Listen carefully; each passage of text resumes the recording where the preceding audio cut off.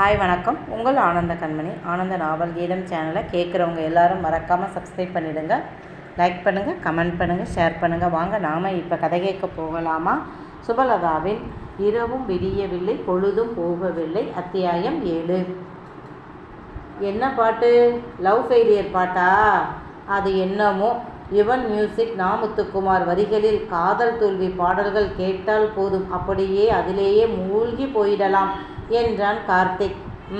கனவு கண்டது போதும், முழிச்சுக்க. உன் பெரியப்பாவும் அப்பாவும் உன் காதலுக்கு எப்படி சமாதி கட்டுறதுன்னு யோசிக்கிறாங்க பாரு என்று புலிக்கோன் சொல்ல, நண்பனை முறைத்தவன் இனி பேசி என்ன ஆக போகுது என்று பேசாமல் இருந்தான். ஆனால் அன்று இரவு மருதவேல் ஃபோன் பண்ணி, புலி சீக்கிரம் வாடா, கார்த்தி ஏதோ பண்ணிட்டான் என்று அலற, ஓடி வருவதற்குள் அவர்கள் வீட்டு காரில் அவன் பெரியப்பா மகன்கள் அவனை தூக்கி போட்டு மருத்துவமனைக்கு கொண்டு போய் வைத்தார்கள். ஒரு நாள் ஆன பிறகுதான் உயிர் பிழைத்தான். அதன் பிறகு அவன் அம்மா, நானும் சாக போகிறேன், என் மகனுக்கு இந்த வாழ்க்கையே வேண்டாம்னு நினச்சிட்டு நேற்று அப்படி பண்ணிட்டான், அப்புறம் நான் மட்டும் எதுக்கு இருக்கணும் என்று அவர் கண்ணீர் விட, வேறு வழியின்றி மருதவேல் கார்த்தியின் திருமணத்துக்கு ஒத்துக்கொண்டார். காசிவேல் அதற்கு மேல் பேச முடியாமல் விட்டுவிட்டார். அப்படி திருமணம் பண்ணியவன் அவன் மனைவி, இது கிராமம், எனக்கு ஒத்து வராது என்று அடம்பிடிக்க, அவனுக்கும் விவசாய வேலை ஒத்து வராது. எனவே சென்னைக்கு கிளம்பி விட்டார்கள். சின்னதாக தொழில் வைத்து நடத்துகிறான். அவன் அம்மாவிற்கு பேரன் பேத்தியோடு இருக்க முடியலையே என்ற வருத்தம்தான். நண்பன் குடும்பத்தோடு இறங்கி வருவதற்குள் அவர்களை பற்றி நினைத்தவன், ஏண்டா லேட், உன் பெரியப்பா வீட்டார் வெயிட் பண்ணுறாங்க பாரு என்றான். அவர்கள் உள்ளே நுழையவும் காசிவேல், ஏன்பா புலி, உனக்காக நாங்கள் காத்திருக்கணுமா? வர வர வேலைக்காரனுங்களுக்காக முதலாளியை காத்து கிடக்க வேண்டியதாக இருக்கு பாரு என்றவர், பூசாரி பூஜை ஆரம்பிங்க என்றார். பூசாரி மாட்டின் சலங்கை, தார்குச்சி இவற்றை வாங்கி கொண்டு போய் சாமியின் பாதத்தில் வைத்தார். எப்போதும் திருவிழாவில் பந்தயம் முடிந்ததும் அண்ணன் தம்பி இரு வீட்டாரும் சேர்ந்து மாட்டின் மணி, சலங்கை, தார்குச்சி இவற்றை வைத்து பூஜை செய்து சாமி கும்பிடுவார்கள். இன்றும் புலிக்கோன் சரியான நேரத்துக்குத்தான் வந்தான். நண்பன் வரலையே என்று வெளியே காத்திருந்தான். இது காசிவேலுக்கும் அங்கே இருந்தவர்களுக்கும் தெரியும். ஆனாலும் அவர் முதலாளி என்று காட்டிக்கொள்கிறாராம். என்ன செய்வது? இப்படியும் சிலர் இருக்கத்தான் செய்கிறார்கள். பூஜை நடந்தது. அண்ணன் தம்பிக்கு மாலை மரியாதை செய்தார்கள். பிறகு முதலாளி அம்மா வீட்டு பூஜையை நடத்துங்க என்றார் காசிவேல். அப்போது எழுந்த அந்த பெரியம்மா மகளை தன்னுடன் பக்கத்தில் நிறுத்தி வைத்து கொண்டு அர்ச்சனைக்கு குடும்பத்தார் பெயர்களை சொன்னவர், என் மகளுக்கு தனியாக செய்யணும் என்று பேர் உன்னதி, திருவோண நட்சத்திரம், மகர ராசி என்றார். பிறகு பூஜை சிறப்பாக நடந்தது. அந்த அம்மாவிற்கும் மகளுக்கும் பூசாரி மாலை போட்டு மரியாதை செய்தார். அந்த அம்மாவோடு வந்த உதவியால் தேங்காய் பழத்தை வாங்கி கொள்ள பூசாரிக்கு 5000 ரூபாய் கட்டை தூக்கி கொடுத்தார் அந்த அம்மா. அவ்வளவுதான். பூசாரி வாய் பிளந்து போனார். அவர் வாழ்நாளில் இப்படி யாரும் போட்டதே இல்லையே. அசந்துதான் போனார். புலிக்கோன் நண்பனை அருகில் நின்று பார்த்து கொண்டுதான் இருந்தான் கார்த்திக். அவனிடம், உன்னை அவர் வேலைக்காரன்னு சொன்னாரு, இப்போ பாரு, அவருக்கு முதலாளி அந்த அம்மா எப்படி இருக்கு பாரு என்றான். ஆமாம், இவங்க யாரு என்று புலிக்கோன் கேட்க, இவங்க மிகப்பெரிய தொழில் சாம்ராஜ்யத்தின் தலைவர், VS groups of industries and technologies இவற்றின் தலைவர் CEO விவேகானந்தனின் மனைவி. இது அவங்க பொண்ணு. இந்த அம்மாவின் பூர்வீகம் நம்ம பக்கம்தான் போல. அவங்களுக்கு சரியாக தெரியலை. ஆனால் நம்ம ஊர் கோவிலுக்கு அவங்களுக்கு 10 வயதாக இருக்கும்போது சாமி கும்பிட குடும்பத்தோடு வந்தாங்களாம். இந்த கோவில் அவங்க அப்பா வீட்டு குலதெய்வமாம். இத்தனை வருடங்கள் அவங்களால வர முடியலையாம். இப்போ சமீபமாக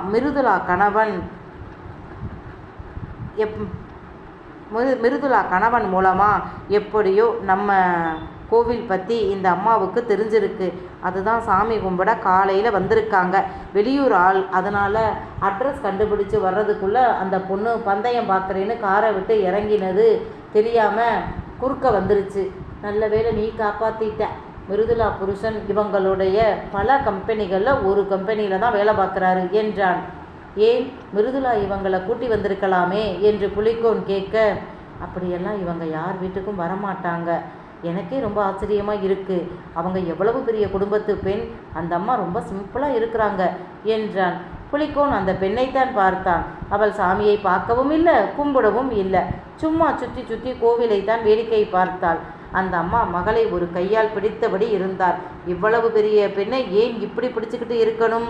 காலையில் நடந்ததை பார்த்து பயந்து போய் இருக்காங்க போல என்று நினைத்து கொண்டான். பிறகு அனைவரும் பிரகாரம் சுற்றி வந்து விழுந்து சாமி கும்பிட்டு கிளம்ப புலிக்கோனும் கிளம்ப அந்த அம்மா அவனிடம், தம்பி, நாங்கள் ஒரு வாரம் மதுரையில் தான் தங்கி இருப்போம். உங்கள் அம்மா அப்பாவை பார்த்து நன்றி சொல்லணும். எப்போ வரலாம்னு நீங்கள் சொன்னால் நாங்கள் வர்றோம் என்றார். அட, நீங்கள் ஏமா கேட்கணும்? நம்ம வீட்டுக்கு வாங்கன்னு கூப்பிட்டா வந்துட்டு போகிறாங்க என்று காசிவேல் சொல்ல, நோ, அது மரியாதை இல்லை. நாங்கள் தான் தேடி பார்க்கணும். இப்போ வர நேரம் இல்லை. நாளைக்கு ஜாதகம் பார்க்கணும் இல்லையா? அப்போ சொன்னால் வந்து பார்க்குறோம் என்றார் அந்த அம்மா. முதலில் இதெல்லாம் வேண்டாங்க என்று சொல்லி, இதெல்லாம் வேண்டாங்க என்று விட்டு போய்விடலாம் என்று தான் புலிக்கோன் நினைத்தான். ஆனால் காசிவேல் ஏளனமாக சொன்ன போதும் அந்த அம்மா சொன்ன வார்த்தைக்காக மதிப்பு கொடுக்க நினைத்தான். எனவே தாராளமாக, நம்ம ஊர் ஜோசியர் தானே பார்க்கணும், எனக்கு நல்லா தெரியும், நாளைக்கு வாங்க, நானே கூட்டி போகிறேன், அப்போ எங்கள் வீட்டுக்கும் வந்துட்டு போங்க என்றான். ரொம்ப நல்லது தம்பி என்றவர் திரும்பி காசிவேலிடம் ஒரு தலையசைப்பு மற்றவர்களிடம் சொல்லிக்கொண்டு காரில் ஏறி கிளம்பினார்கள். 2 கார்கள் கிளம்பி சென்றது. என் பெரியப்பா மூக்க நல்லா உடைச்சிடுச்சு அந்த அம்மா. புலி, நாளைக்கு அவங்க வரும்போது எந்த மரியாதை குறைவும் வந்துடக்கூடாது. ஏன்னா அவங்க நம்மளை மதிக்கிறாங்க. அவங்க இந்தியாவில் உள்ள மிகப்பெரிய பணக்கார குடும்பத்தில் முதல் 10 இடத்துக்குள்ளே இருக்கிறவங்க, நல்லவங்க, சரியா? கவனமாக பார்த்துக்க என்றான் கார்த்திக். பிறகு புலிக்கோன் வீடு திரும்பி விட்டான். வீட்டில் மொத்த குடும்பமும் இவன் எப்போ வருவான் என்றுதான் காத்திருந்தார்கள். இவன் தலையை கண்டதும், பாப்பா, சாமி அறையில் போய் வச்சு கும்பிட்டு வா என்றார் இந்திரவதி. ஆமாம், அந்த மணியும் சலங்கையும் தார்கச்சியும் இவர்கள் குடும்பத்தில் பாரம்பரியமாக அவன் பாட்டனார் காலத்தில் பந்தய மாடு வளர்க்கும் போது வைத்திருந்தது. இப்போ புலிக்கோன் கடந்த 10-12 வருடங்களாக பந்தயத்திற்கு போவதால் அதைத்தான் எடுத்து போகிறான். இதில் காசிவேலுக்கு பெரும் மனக்குறை உண்டு. ஏன்னா அவர்கள் வீட்டில் பாரம்பரியமாக இருப்பதைத்தான் எடுத்து போகணும் என்று அவர் சொல்ல, ஒரு முறை அப்படி செய்தபோது வந்த விபத்தில்தான் கார்த்திக் அப்பா மாட்டிக்கொண்டார். அதனால்தான் இதுவரை அவர்கள் வீட்டு சலங்கையை வைத்து சாமி கும்பிடுகிறார்கள். சாமி அறையில் சாமி கும்பிட்டு வந்து சாப்பிட்டு விட்டு கைலியை மட்டும் கட்டிக்கொண்டு முன்பக்க திண்ணைக்கு வர அத்தனை பேரும் இவனுக்காகத்தான் காத்திருந்தார்கள். வள்ளியன்தான் கேட்டார், என்ன புலி, அந்த பொண்ணு எப்படி குறுக்க வந்துச்சான் என்று கேட்க சொன்னான். அடேங்கப்பா, அம்புடு பெரிய பணக்காரியாவ என்று பெண்கள் வாயை பிளக்க, ஆமாம், கார்த்தி அப்படித்தான் சொன்னான் என்றான். அப்போ நாளைக்கு நம்ம வீட்டுக்கு வருவாங்களா என்று பெண்கள் ஆர்வமாக கேட்க, ஆமாம் என்றவன் கோவிலில் காசிவேல் சொன்னதை சொல்லி, நாம தான் அவங்களுக்கு மரியாதை கொடுக்கணும், நமக்கு அவங்க மரியாதை கொடுக்குறாங்க, அம்மா அப்பாவை பார்க்க வர்றாங்க என்றான். அடேங்கப்பா, ஆயாவும் தாத்தாவும் ஒரே நாளில் இந்தியாவிலேயே பெரிய கோடீஸ்வரன் வீட்டு ஆட்கள் தேடி வரும் அளவு பெரிய ஆளாகிட்டாங்களா என்று பாவரசி சொல்ல, எல்லாம் மாமாவுடைய கைவண்ணம்தான் என்றாள் பாமதி. என்னடி கைவண்ணமா அப்படின்னா என்று புரியாமல் பாவரசி கேட்க, அட, நீதான் வீடியோ பார்த்தியே, மாமா எப்படி ஒத்த கையால் ஸ்லோ மோஷனில் அந்த பெண்ணோட இடுப்பை பிடிச்சி இறுக்கி தூக்கி அவங்க மடியில் வச்சுக்கிட்டாங்க, பார்த்தாய் தானே, இடது கை தானே தூக்குனது, அந்த கைவண்ணம்தான் அது என்றாள் பாமதி. புலிக்கோனுக்கு சங்கடமாக போய்விட்டது. தூக்கும்போது அவன் என்ன மனநிலையில் இருந்தான் என்று அவனுக்கே தெரியாது. ஆனால் இப்போ அக்கா மகள் சொன்னதை கேட்டு அவனுக்கு சங்கடமாக போய்விட்டது. ஏய் பாலு, சும்மா இரு என்று அதட்டினான். பிறகு அவன் எழுந்து போய்விட்டான். ஆத்தாடி, அம்மா பாத்தியா, அந்த நேரம் புலி அவளை தூக்கி மடியில் வச்சுக்கிட்டு ஒத்த கையில் வண்டியை ஓட்டிக்கிட்டு வந்த வேகம் அப்படியே நம்ம ஊர் ஐயாவும் அம்மனும் ஊர்வலத்தில் வர்ற மாதிரி இருந்தது. எனக்கு தான் அப்படி தோணுது, அப்படின்னா எல்லாரும் அப்படித்தான் சொல்கிறாங்க என்றார் நிரல்வதி. அம்மா, எங்களுக்கெல்லாம் அப்படி தோணலை. நம்ம விஜய் சேதுபதி ஹீரோயினை தூக்கி மடியில் வச்சுக்கிட்டு போன மாதிரி தான் தோணுச்சு. ஏண்டி விஜய் சேதுபதிங்கிற, மாமா கருப்புன்னா என்று பாமதி கேட்க அங்கே ஒரே சிரிப்புத்தான். நானே பயந்து போய் கிடக்கேன். உங்களுக்கு என்ன, என் மகனுக்கு ஒரு விடிவு காலம் பிறக்காதானே இருக்கேன். எங்கே இந்த 2 பொட்டைக்கும் ஒரு வழி பண்ணாமல் கல்யாண பேச்சே எடுக்கக்கூடாதுன்னு சொல்கிறான்.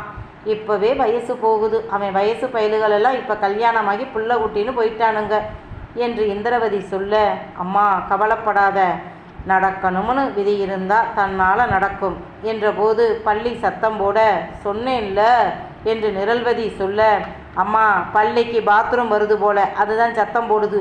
நீ என்ன பேசினாயின்னு புரிஞ்சுக்கிட்டு உச்சி கொட்ட பள்ளிக்கு தமிழெல்லாம் தெரியாதும்மா என்றாள் பாமதி. அடியே நில்லு, உன் மக வாய் இருக்கே ஆத்தாடி, எவன் வந்து மாட்ட போகிறானோ தெரியலை என்றார் இந்திரவதி. இதோ பாருங்க, எல்லாரும் வீட்டை நல்லா நீட்டாக வையுங்க, நான் மட்டும் பண்ண முடியாது என்றாள் உயர்வதி. பாவம் அவள் கவலை அவளுக்கு. முன்பு அருமவதி கல்யாணமாகி போகும் முன் 2 பேரும் சேர்ந்துதான் பகிர்ந்து வேலையை செய்வார்கள். அண்ணி எப்பவுமே வேலை செய்ய மாட்டாள். சொன்னாலும் எனக்கு என் பிள்ளைகளை பார்க்கவே நேரம் சரியா இருக்கு என்று நொடித்து கொண்டு போவாள். புருஷனை கண்டுக்க கூட மாட்டாள். ராத்திரி அவன் குடிச்சிட்டு எந்த நேரம் வந்தாலும் உயர்வதி தான் சாப்பாடு போடுவாள். நீ போய் தூங்கு, நான் சாப்பிட்றேன் என்று குளறிக்கொண்டே சொல்லுவான். அவனை நம்பி சரின்னு படுத்தா மறுநாள் காலையில் அம்மா என்னத்தான் விரட்டி விரட்டி அடிக்கும். பின்னே சாப்பிட்டு மிச்சம் இருக்கிற சோத்தையும் குழம்பையும் அப்படியே திறந்து போட்டுட்டு அங்கேயே கட்டையை சாச்சிரும். அம்மா காலையில் எழுந்து கெட்டுப்போன சோத்தையும் திறந்து கிடந்த குழம்பையும் பார்த்து, ஏண்டி காய்கறி என்ன விலை விற்கிது, இப்படி அரைச்சட்டி குழம்ப வீணாக்கிப்பட்டியே, அறிவு கட்டவளே, பொம்பளை பிள்ளைக்கு அப்படி என்னடி தூக்க வேண்டி கிடக்கு, ஆண்டமே ஆம்பளைக்கும் பொம்பளைக்கும் ஒரே மாதிரி தான் தூக்கத்தை கொடுத்துருக்குறான் என்று உயர்வதி சொல்ல, இப்படியே பேசிக்கிட்டு இரு, நாளைக்கு வாக்கப்பட்டு போகிற இடத்துல புருஷனுக்கு சோறு போடாமல் இப்படி தூங்கினா மாமியார்காரி முழக்கமாத்தால் அடித்து விரட்டுவா. நான் பொண்ணு வளர்த்த லட்சணத்தை தான் காரி துப்புவாக. ஏன் அதை நீ செய்யலை? என்னட்டி சொல்கிற? உன் மருமக எந்திரிச்சு அவங்க புருஷனுக்கு சோறு போடலை, அதை ஏன் நீ கேட்கலை? அதை கேட்க உன்னால் முடியலை. உன் வயத்தில் பிறந்த பாவத்துக்கு நான் தான் வேலை பார்த்து சாகணும் என்று எனக்கு கல்யாணமே வேணாம் தாயே. ஆமாம், அங்கேயும் போய் இப்படி குடிகாரனுக்கு வடித்து போட்டுக்கிட்டு ராத்திரி முழுக்க என்னால் முழிச்சுக்கிட்டு இருக்க முடியாது. அவன் எப்போ வருவான்னு காத்திருக்க என்னால் முடியாது சாமி. எனக்கு கல்யாணமும் வேணாம், கருமாதியும் வேணாம் என்று திட்டுவாள். அதுவும் ஒரு ட்ரிக்கு தான்.